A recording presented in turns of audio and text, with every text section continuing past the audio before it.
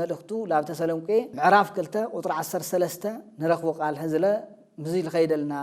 لزي لبرارلنا قال له وننسى اهاوينا رتو ناي كنتو لاغزابير زلفه بانتياكم انا افكركم اسمهاريكم وتسالكم እግዚአብሔር አቱም ጎይታ ዘፍቅረኩም አህዋትና በመንፈስ ቅዱስ ተቀድስኩምን ነቲ ሐቂ አሚንኩምን ምእንቲ ተትድሕኑ ካብ መጀመርታ ስለዝሓረየኩም ንሕና ብዛዕባኻትኩም መንፈስ በእምነት ሐቅን ተትድሕኑ አምላክ ካብ መጀመርታ ሓሪኩም እዩሞ መንፈስ ቅዱስ ከም ዝቀደሰና ከም ዝሓረየና ዘመልክት ቅዱስ ጳውሎስ ለተሰሎንቄ ናብ ተሰሎንቄ 7 መልእክት ይኹሎም ማለት እዩ አምላክ ኣብ ቀራኒዮ ሓፍስ በለ ቦታ ኣብ ጎቦ ቀራኒዮ ለተሰቀለ ስለዚህ ታይዝ ብለና አቱም ጎይታ ዘፍቅረኩም መን ለተቀበልኩሞ ጎይታ ስለላአኻቱም ምስቃሉ ስለላአኻቱም በዓለም ዋጋ መክፋሉ ተቀበሉ ተረዳኹም ሰባት ይብለና አቱም ጎይታ ዘፍቅርኩሞ አህዋትና ቅዱስ ጳውሎስ ይዝብሎም ዘሎ ተሰሎንቄ 7 አንሕና በተሰሎንቄ 7 ውስጠለና ማለት እዩ ተመልእክት ለአናም ስለዘመልከት ስለዚህ አህዋትና በመንፈስ ቅዱስ ተቀድስኩምን ነቲ ሐቂ አሚንኩምን ምእንቲ ክትድሕኑ ካብ መጀመርታ ስለ ዝሓረየኩም ንሕና ብዛዕባትኩም መንፈስ በእምነት ሐቅን ክትድሕኑ አምላክ ካብ መጀመርታ ሓሪኩም እዩሞ መንፈስ መን ይሓረ መንፈስ ቅዱስ ሓሪኩም እዩሞ ይብለና ለቅዱስ ጳውሎስ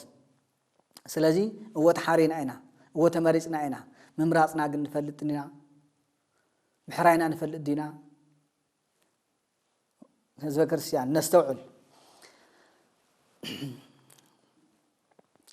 ስለ ምሕራይ ስለ መምራጽ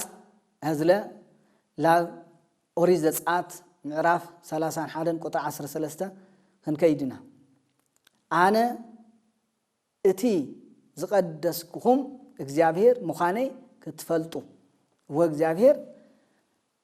أنا أتي زقدسكم እግዚአብሔር أملاكم እግዚአብሔር مخاني تفلتو دو كتفلتو يبلنا له فتاري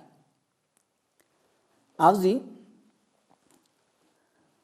فتاهي بصدق كناني برت نستوعب الكريستيان بحقي لفرد بقنعنا لجزء كم እግዚአብሔር زبالة من له استوعبنا دو بحق لفرد بقنعنا رمو لجزء بحق فرد كله بزحات لا بولي زمن كن ملكت كلنا لا أوري زمن كن ملكت كلنا بزحات مرصهم قدسان الله تمريصهم نبيات قدسان ገና ካብዶም ከርሲ ካብዶም ከብድና አለዩ ተመረጹ ቅዱሳን ነቢያት አገልገልቲ ቀዲሱ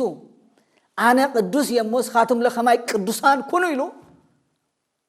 بزحات لمرصهم عبوتات الله እዞም አቦታት كلهم ولا هاي قطرنا يوم حدا خلتا خنبل خلينا كافتم ناي مجمريا عدامنا هيوان مرصات يوم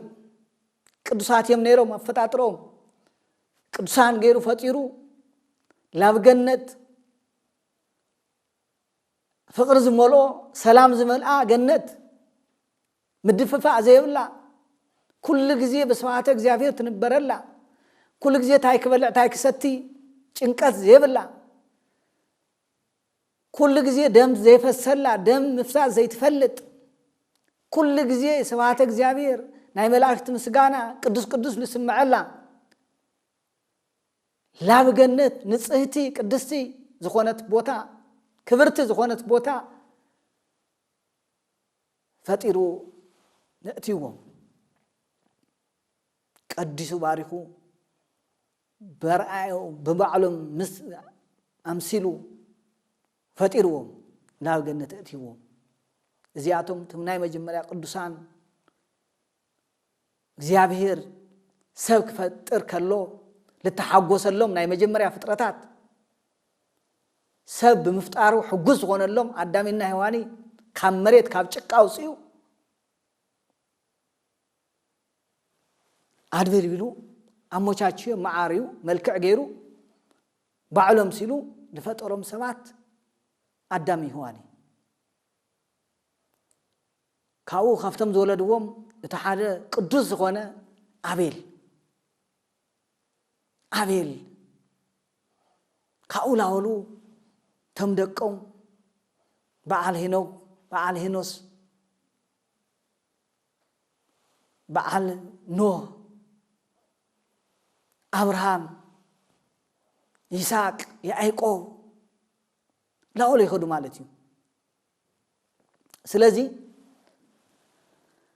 زياتهم كافتم مرصات قدسات زبحول سباتيو ነገር ግን አብዝም አኸል ዚ ደሞ አብርክሰት አብ ኃጢአት አብ በደል አብ ደም አብ ናይሰብ ደም መፍሳት ዝውዓሉ ደሞ ነይሮም እዮም ለምሳሌ ሀፍተም መጀመርታ ደም መፍሰሲ ቃኤል ብሰርሖ ስራሕ ተሰዳድ ኮይኑ ካብ ቅድስና ላብርክስና ላብ ኃጢአት ወጽዩ ፈሪዱሉ እግዚአብሔር ተቅበዝባዝ ወይ ደሞ هو كم لعبده خالبي كم عود سلام خوينا خي تنبر اسخا كم زعبده خالب كم زعبده خوينا خي تنبر خا تقبز بعد لا تقبز بس كم مدري سلام يهلي كاي بهلنا حال من داي ناس يبدا ممسيس كاي خامو وغنات كريستيانات ምናልባት ይመስለኛ ይሆን አብዝ ሕጅ ጊዜ አብዘለና የዘመን ብዙሃት ሰባት በመፍላጥን በዘይምፍላጥን ናይሰብ ደም ይፍሱስለው ብዙ ኃጢአት ብዙ በደል ይሰራህ ለው هو በተለይ ደግሞ ክርስቶስ ሊሞተሎም ሰባት ክርስቶስ በደሙ ለከፈለሎም ዋጋ ለከፈለሎም ሰባት ክርስቲያናል ለተባሉ አሕዛብ ይሐርዱዎም ለው ዚያቱም ሰላም ይውሎም አህዋቱ ወገነው ቃኤላውያን ይው ቃኤል ደግሞ ተፈልዩ ካብ ደብረ ቅዱስ ወሪዱ ላብ ምድሪ ልቅብ ዘሉ ሰፊሕ ዝኾነ ምድሪ ዓለም ልበለጸ ካብ ገነት ቀጽልና ንረኽቦ ደብረ ቅዱስ ዝበሃል ቅዱስ ቦታ ሓፍ ዘለ ካብ መሬት ልዕል ዝበለ እዩ ካብ ገነት ሕዝ ዝበለ አዳሚ ዋኒ ካብ ገነት ክወጽእ ከሎ ዝነብሩሉ ነበር ቦታ ካኡ ወሪዶም ቃኤል ካኡ ተባሪሉ እዩ بأبيل بحاوس لزقتله سلازي تقبز مع زخوينو أم مدري أفسفح مدري لبزح زمانات خمت እግዚአብሔር فرد الفردلو تعيزي فتاي بصدق كوناني برت خمت زولو تاي بحقي تاي بحالي بأونت يفردال بكن يجزال خمت الولو تاي بحقي يفرد بحقي تايبل يفرد بقن عنا دمو تايبل يجز أملاخ كابو دحريو زحات نبياتهم تلعيلهم يوم ብዙሓት ዓመፀኛታትም ተላዓይሎም እዮም እስራኤላውያን እንኳን ላብ ግብጽ ኸዱ ከሎም ካብ ግብጽ ክመጽ ከሎም ዝነበሩ ሓያላን ነገስታት ዝበሃሉ ነባሳን አግን ብዙሓት ተላዓይሎም አረማውያን አሕዛብ እግዚአብሔር ብዝቀደሰ ህዝቢ እግዚአብሔር ብዝመረጾ ህዝቢ ሪኹም ከማይ ቅዱሳን ኩኑ ካውስ ባዓለይ ክሕልየኩም እየ ባዓለይ ሓላው ኾነኩም እየ እስኻቱም ትራይት ናይ ቅድስናት ናይ ቅንዕና መንገዲ ተአነ ዝበልኩም ተአነ ዝተለምኩልኩም በተአነ ዘስመርኩልኩም በተአነ ዘለካዕኩልኩም መንገዲ ኺዱ እቲ ቃለይ ሓልዩ ካውል ኺዮስ ብዙ ታይንሆን ማለት በቅንዕነት በሐቂ ይፈርደልና በቅንዕነት ደግሞ ይገዘእና ማለት እዩ ጎይዛዚ ክበሃል ከሎ እግዚአብሔር ርህሩህ እዩ እግዚአብሔር ቸር እዩ እግዚአብሔር መሐሪ እዩ እግዚአብሔር ይቅርባል ይክበሃል ከሎ እግዚአብሔር ደግሞ ይፈርድ እዩ ሪናይና ትፍርዲ አመሪና ካብ ቃኤል ጀሚሩ ብድሕሪ ዘሎ ፈርዖናውያን አፈርዖንና ሰራዊቱ ከመይ ዝበለ በትር ከም ዘወረደ እግዚአብሔር ሪናይና ተመልኪትና ኢና እሞ ለቶም ብቅንዕ ዝፈረደሎም እልቶም ቅዱሳን ኢሉ ልፈልዮም ለቶም ናይ ባዕሉ ቅዱሳን ዝኾኑ ሰባል ተፈለዩ አምላኽ ልፈልጡ አምላኽ ዘምልኹ ጎይታና ኢሎም ነብሩ በትሕትና በቅድስና በቅንዕና እግዚአብሔር ፈሪሖም ነብሩ ሰባት وبحرنا إرترا كفيلو فرقول يمان فرقول أجام غيرو بما أخلو حليفو العتم بنقص بمريت حليفو شاغيرو لتوم عامس أنياتات جن تايغيروهم زيافير تايغيروهم زيافير واقوم يوم مالتيو زيافير فريد اللهم مالتيو زيافير اتو بحري تمليسو لو آتم كدفن غيرو مالتيو إذن عامس أنياتات زيافير زي فلتو محرز زي ولهم زيافير حق ليجزو كاوركسات ليرحاقو خاوزمنت ليرحاقو كاو عملكو طاقوت زي رحاقو لزي آتم تايغيروهم بترور يقوم زيافير أبهر إرترا ناي بحري إرترا تدفينوهم بحر إرترا والعليم تدفينو فرعون مسراويتو مسبب سلطانو مس حيلو مس أفراسو مسترو مسكيناتو كله طفيو زيناي من فرديو ناك زافير فرديو هو تعبيد حماقيو ناي فرعوناويان تعبيد عبيم لبس حيكوني كاوز مدري حاف كاوكمتم لعل الحل في غني زيافير كفرد كله فتحي بصدق كناني برد يقول كله زيافير كفرد كله زيافير حياليو زيافير تواقعي ايو زيافيرم محارم ايو كاوز زيافير كامتو زعاتي لهم قال إسرائيلاويان دحر 430 عامت لاو مدري رستم لاو ناي بوم رستي ناي ابراهام لتوهاوتو رستي لاو لكم لسوم فتاري كابتو زعاتي لهم قال كملس خلو بزح مكراتات بصحيوم يو بزح صوات ومكرا بزح ጭንቀት بزح منقدي زياتهم حيالاتهم فرعون مسراويتو فرعون مسكيناتو عطفيهم لمص سبات يمو حيالاتهم እግዚአብሔር مساعتهم زله ስለዚህ نحلفهم يغبا يلو مدراويان كنتو تحساس وحيزهم እግዚአብሔር من مخانو زيفلطو ناي እግዚአብሔር ኃይል زيتردو ناي እግዚአብሔር ክብር زيفلطو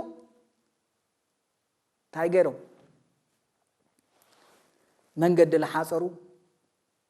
ኳና ላኾነዩ መንደቅ ላነደቁ ሰማይ ክንድ ሰማይ ዘአክል ህንድ ፎቅ ዘአክል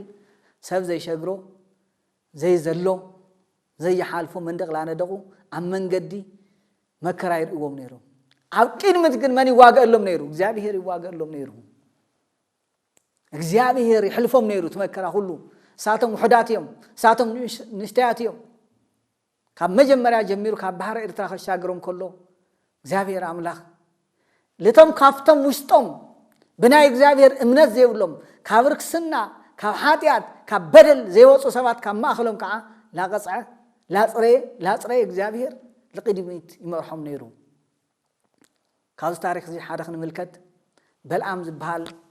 ረጋሚ ነይሩ እዚ በልዓም ዝበሃል ረጋሚ እሱ ልረገሞ ርጉም ይኸውን እሱ ልመረቆ ደሞ ምሩቅ ይኸውን እሱ ጥራይ ኮነ እሱ ይሙት እሱ ይጥፋእ ለበሎ ይጠፍእ ነይሩ እሱ ይድሓል ለበሎ ደሞ ይድሕን ነይሩ ሕጂ ባላቅ ዝበሃል ንጉስ ብቱናቱ መሬት ስለ ዝሓልፉ እስራኤላውያን እግዚአብሔር ላመረሖም ቅዱስ ሚካኤል ቀትሪ ፀሓይ ከይኾንም ብደመና ለይቲ ጸልማት ከይኾንም ብብርሃን እግዚአብሔር ላመረሖም ከሓልፉ ከለው አብዙ ናይ ባላቅ ዝበሃል ዓድ ንጉስ ሓያል ንጉስ እዩ ታሪኾም ሰሚዑ በወረ ሰሚዑ ከምዚ ዝበሉ ሰባት ይመጽለው ከጥፉ ካዮም እዚአቶም ከጥፉ ቀዲምካ ጥፉ እዮም ዝብሎም ማኸርተም መኸይሮሞ ታይ ክገብር ትብሉን ኢልዎም አማኺሮሞ ባላቅ ዝበሃል በልዓም ዝበሃል ረጋሚ ልውፀውዑ እዮሞ ኣብ ሓፍ ዝበለ ጎቦ እሳቶም ኣብቱ ታሕታይ ኣብቱ ረባዳ ቦታ ክድቅስ እዮም ስለዚ ኣብቱ ደቀስሉ ሰዓት በልዓም ወፂ ኣብቱ ጎቦ ኮይኑ ይርገሞም ላርኤ ይርገሞም ኢሎም አማኺሮም በልዓም ዝበሃል ባላቅ ዝበሃል ንጉስ በልዓም ፀዊዑ በልና ዓርገመለይ ዝደለኻዮ ክበካየ ዝደለኻዮ ገንዘብ ክበካየ እሞ ናዓርገመለይ ጠንቋል ደሞ ገንዘብ ትዋሃቢ ተባሂሉ ዘይአቶ ዘይነኸ የለ ይኾነሉ እምበ ሃም ትፈልጥዎ ጠንቋሊ ገንዘብ አለው ተባሂሉ ገንዘብ ዘለዎ ሰብ ተሪዩ ዘይገብሮ ሁሉ ዘይክእሎ ሁሉ ይክእል ይዝብል ዘይሰርሕ ሁሉ ይሰርሕ ይዝብል ለምንታይ ለገንዘብ ይልኮ እዩ ለጥቅሚ ይልኮ እዩ ወዮ ላው ጠንቋል ኸይድና ንሰግድ ወዮ አው ጠንቋል ንተማመን ጠንቋሊ ሲያ ለዋዕሉ ዘይፈለጠ ለዋዕሉ ዘይረኸበስ ለዋዕሉ ካባ ኻቱም ገንዘብ ላ ተቀበለ ለዋዕሉ ካፍቶም ዝኸዱ ዘባት ካፍቶም ዝኸዱ ሰባት ካብአቶም ገንዘብ ላ ተቀበለስ ለአቶም ገንዘብ ክዎ ለአቶም ከሕልፈሎም ለዋዕሉ ዘይሓልፈሉ ዳ መጀመሪያ ለዋዕሉ ዘይሓልፈሉ ከጅመር ዘለዎ ሰብ ዝሓለፈሉ ሰብ ለዘይ ሓለፈሉ ሰብ ብነፃ ይህምበር አምላኹ ወይ ደሞ ዘለዎ ሰብ እንኦ አኽዒዶ ይኮነ ኢልዎ ትክክለኛ ሰብ ተኮይኑ ስለዚ ናይ ጠንቋሊ ናይ ረጋሚ ትክክለኛ ሰብ የውሊ እሞ በልዓም ዝበሃል ጠንቋሊ እሞ ተቆፂሩ ገንዘብ ክወሃቦ እሞ ብንጉስ ተፀዊዑ ዓብይ ጎቦ ዓብይ ተራራ ላኡ ተፀዊዑ ይኸይድ مسكدة أرجع تسعين خيد أرجع نيرانتو بأرجع خيد مو تأرجع تلو لاول لقدمت يوزدا عاوزخونه خساد نايجوبا خساد مسوسحة تأرجع مخارت أبي خساد حاف لا بلت يتخدي تبلا يتخدي تبلا تجرب يتخدي أبياتو مخار أبيا بلعم زارك قد تقبله سكاوت ودق مالتي تايد يخون كلا ولا خمسة ولا زرع ليه تخد القدم من لاله يبلا ما جرى شاقن زارجي خمسة تناجرت يبل مصحف خمسة تايبلت خمسة قالوا ساعة تناجرت تايبلت أفتقد ما يزلوا يركار اللي خميلة خير لاتو ريهم حاتياتنا كبزح خلو رخصتنا كبزح خلو كبرات فطرات نبرنا انسسات زري ومن رينا الانسسات اللي قلص لهم لا يقلصني كاب انسسات كاب مدراويان انسسات وديقنا برخصتنا بحاتياتنا كاباتهم تحتيت نخون بخبر مالتي سلازي بمجمرتا ذا أرج زريته قدس ملاكي نايجزابير ملاخريا أفتقد مين يسكر يسيفهم رأيه لاتو قنعت ولا ذا أرج خمس تناجرت عين تجلسلو وريدو سجدو من تحيال تنقالي اتحيال لتحيالم حيال اللو لتدخم زدخم اللو لتلبلصن زبلص اللو نجرمي سلازي بلعلو حيال مصيو ايمو بنغوس لاماز نبره كاو نغوس للعل خوينو نغوس كطفو زي كاله قدوس حزبي بلعم كطفو يتبايلو لتلاخه حزبي تلاخه تنقالي بلعم كاو لعل سب كاو لعل حيال قطيمو من نا እግዚአብሔር መልአክ ወሪዱ ካብዛ አርጊ ሰጊዱ لمن لتملأخ سجيدو يتدفئن قويتا تايقبر يلو اسخاسي يلو تملأخ نا اكزابير ملأخ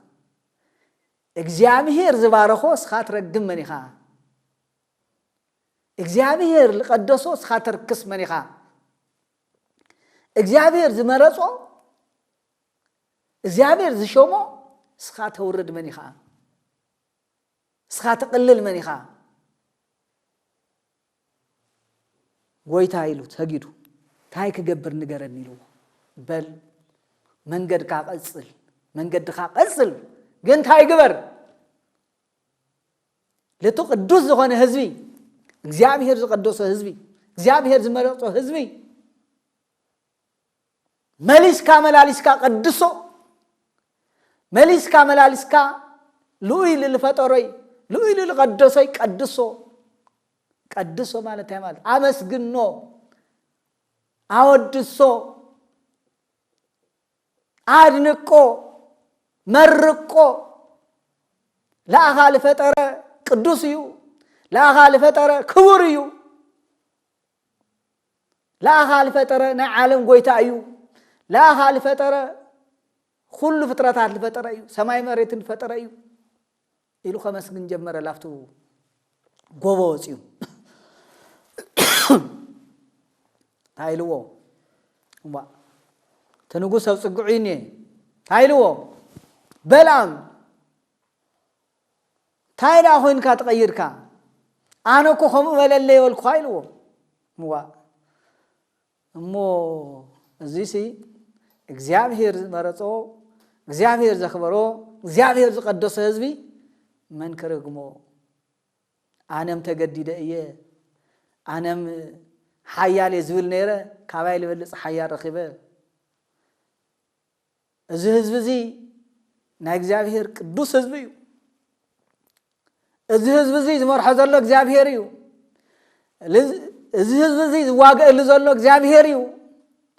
እዚ ህዝብ እዚ ሓላፍነቱ ዝወስደሉ ዘሎ ኣብ ቅድሚት ላኾነ ጎበታት رواتات لشاغر زلو منيو እግዚአብሔር እዩ ለዚህ በዚህ ምርጋም በዓልኻ ምርጋም እዩ በዓልኻ መጥፋእ እዩ ስለዚህ አውዚ ዝተወሰደ አበላም ዝተወሰደ ዲፕሎማሲያዊ ዝኾነ ወይ ደሞ በእውነት ሰላማዊ ዝኾነ بلام كي تقطع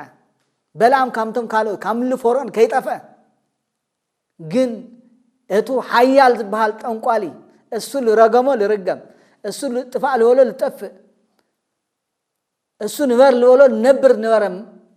حيال بحال بتو عدي بتو ولا بعالم نولو تفرح زخونه تنقالي نغستات لاخدو سجدلو نغستات لاخدو خمسي ገበረልና ዝውልዎ እሱ እንኳን ካውላ አለ እግዚአብሔር ምዃኑ ለኽፈልጥ ገይርዎ እግዚአብሔር ማለት እዩ እግዚአብሔር ታገይርዎ አፍሊጥዎ ማለት እዩ ስለዚህ አውዚ ነስተውዕል በሐቂ ልፈርድ بقدعنا لجزء كبحال كله لتم قدسانو እግዚአብሔር أنا قدس يم قدسان كونو قدسنا هم تقدم تبهاله بالتفلالي من قد يمصيو ቅድስና እቶም ቅዱሳን አቦታት ለይቲ ቀትሪ ቅዱስ ቅዱስ ላውሉ ልትፈጠሮም ጎይታ ላኽበሩ ላመስገኑ ናይ ቅድስና ስራሕ ላሰርሑ ተባሪኾም ተቀዲሶም እዮም ብውልክዕ ደሞ ካብ ቅድስና ካብ ኃጢአት ዘይበፁ ኣብ ሐዲስ ኪዳንም ንረኽቦም ልበዓል ሄሮድስ ለሄሮድያዳ እዚኣቶም ብዝሙት ተቀጽዖም እዮም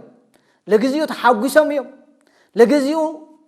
ናይ ቅዱሳን ክሳድ ናይ ቅዱሳን ርእሲ ኣቑሪጾም እዮም በኃይሎም ብስልጣኖም ግን ሰላም ደነይሮ አማሙቶኦም ክሞት ከለው እንኳን ሞቶም እንኳን ይጥዕሙ ሞቶም እንኳን ይጣዓመሎም እቲ ሕጉስ ዝነበረ ቤተሰብ እቲ ናይ ነገስታት ዝነበረ ቤተሰብ ተበታቲኑ ሰሳቱ ተቀታቲሉ ሰሳቱ ተፈራሪዱ ሰሳቱ ተወነጃጅሉ ኣብ ወንጀል ኣትዮም ሰሳቶም ተፈራሪዶም መጨረሻኦም ምቅትታል ኮይኑ ታይ ስለ ዝኾነ ናይ ቅዱሳን ደም ስለ ዘለዎም ዝሙት ስለ ዝነበሮም ቅዱሳን ሓቂ ዛረው እዮም ቅዱሳን ደፋራት እዮም ለደፍርዎ ናይ ቃል እግዚአብሔር ለምዝራብ እምበር ሰብ ለምድፋር አይኮነ ለደፍርዎ ሰብ ለክድሕን እምበር ሰብ ለክመውት አይኮነ ሰብ ለክጠፍ አይኮነ ናይ ቅዱሳን ድፍረት በድፍረት ካብ ኃጢአት ወፃ ይብሉ በድፍረት ካብ ንሳአተ ይብሉ ቅዱሳን ስለዚህ ወገናት ክርስቲያናት ነስተውዕል እግዚአብሔር በሐቂ ታይብል ይፈርድ እግዚአብሔር በቅንዕና ይገዝእ ለቶም ንጹሃን የንጽሆም ለቶም ቅዱሳን ይቅድሶም ናብ ቅድስና መንገድ ናብ ቅድስና ዓላማ ለመጹ ሰባት ለዚያቶም ሁሉ ታይገብሮም ቅድስና ለኸረኹ ይገብሮም ስለዚህ አውዚ ንምሃረሉ አውዚ ተከታታሊ ትምህርት ላይ ንገብሮ ዘለና ትምህርቲ ታዩ ቅድስና ለክንረክብ ቅዱሳን ለክንከውን ከመይና ቅደሰለና ዝብል ነገር ይሞ ሁላትና ስለ ቅድስና ንሕሰበሉ በመዓልቲ ጸሎት ምግባር ምጽዋት ምግባር በምጽዋት ይቅደስዩ በጸሎት ይቅደስዩ በተፈላለየ ጽቡቅ ምግባር ይቅደስዩ ሰብነትና ካብ ኃጢአት ካብ ዝሙት ካብ ርክሰት አርሒቅና ቅዱስ የሙ ቅዱሳን ኩኑ ከም ትዝበለና ቅዱሳን ክንከውን ይግባእ ማለት እዩ ስለዚህ ቅድስና ካብ እግዚአብሔር ዝወሃብ መለኮታዊ ህብቶ እዩ ቅድስና ካመን ቅድስና ካብ እግዚአብሔር ዝወሃብ መለኮታዊ ህብቶ እዩ ወይ ህያው እዩ በዓል ገዙ እግዚአብሔር ከውን ከሎ ፈጻሚኡ ኣብ ውስጥና ዝሰርሕን ደማ መንፈስ ቅዱስ እዩ በዓል ገዙ መን ከውን ከሎ እግዚአብሔር ከውን ከሎ ፈጻሚኡ ኣብ ውስጥና ዝሰርሕ ደማ መን መንፈስ ቅዱስ እዩ መንፈስ ቅዱስ ክንቀርቦ ይቀርበና ምግላጽ ንሱ እቲ ዝቀደሰኩም እግዚአብሔር አነ እየ ኢሉ አሎ ደለዋውያን እስራ ምዕራፍ 10 ቁጥሪ 8 ኣብ ሐዲስ ኪዳን እውን ክርስቶስ ኢየሱስ ንዓና ፍጹም ቅድስና ኮይንና ተገሊጹልና አሎ አንደኛ ቆሮንቶስ 1 ምዕራፍ 1 ቁጥሪ 30 ክቡራት እሞ ዙ ተተኻታታሊ ትምህርትና ኣብዚ ለመዓልቲ ይጽርሐና እንድሕር ናይ እግዚአብሔር ቃል ብናይ እግዚአብሔር ቃል ክንቅደስ ኮይና ኩላትኩም እዚ በመክትታል በልብ ተኸታተልኩም በእውነት ናይ እግዚአብሔር ቃል ክንሰምዕ ብዙ ጊዜ እዚ ቅድስና ይድልና እሞ ክንቅደስ ኩላትና እግዚአብሔር ስለዝፈቀደልና አምላክና መድኃኒና ጎይታና ኢየሱስ ክርስቶስ ይቀድሰና ናይ ተወላዲታ አምላክ መብዙሃን ናታ መላጅነት አይፈለና ወስብሐት ለእግዚአብሔር ይጽንሐና